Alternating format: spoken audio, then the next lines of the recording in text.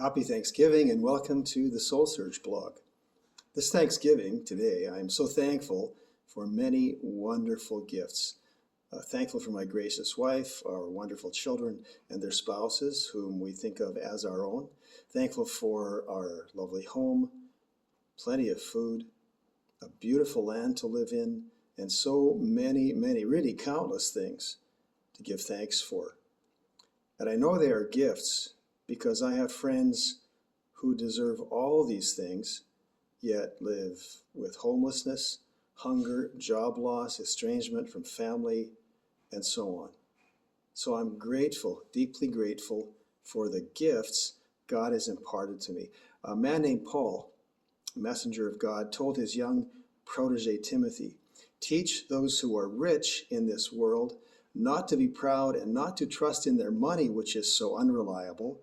Their trust should be in God, who richly gives us all we need for our enjoyment." So these wonderful gifts are things to embrace with gratitude and humility and not 1 ounce of entitlement.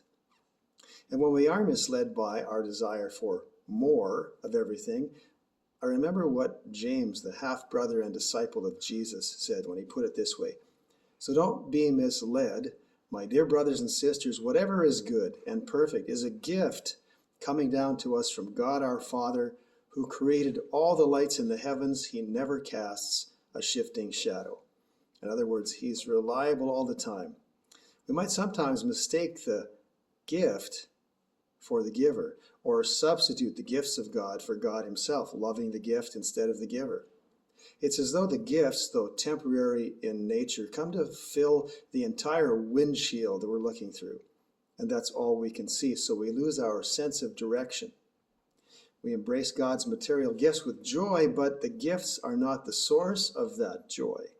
Paul again described this distraction, and he said, yes, they knew God, but they wouldn't worship him as God or even give him thanks. And they began to think up foolish ideas of what God was like. As a result, their minds became dark and confused. Claiming to be wise, they instead became utter fools. So the things we crave in order to make us look better or feel good about ourselves can take over, and we become their slaves while pretending we're in control. As grateful as I am for many remarkable gifts, I've come to realize that Christ is our core. Christ is our existence. Creator, the sustainer, the redeemer, the one who redeems us from wasteful consumerism. He is the only one able to forgive and give new life. If you've seen the movie Iron Man, you recall a device attached to the character Tony Stark's chest.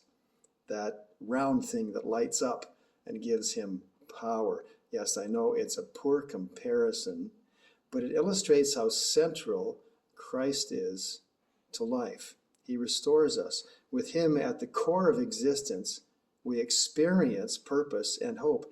And while we experience his presence, we're able to express his love and hope. In fact, knowing that he is the essence of life encourages us to live out of gratitude for all the good things he gives. So, believing in Christ as the source of all that is good, we can hold other things more loosely because we know that Christ is for us and he is generous. God guided Paul to put it just right when he wrote, "What shall we say about such wonderful things as these? If God is for us, who can ever be against us? Since he did not spare even his own son, but gave him up for us all, won't he also give us everything else?"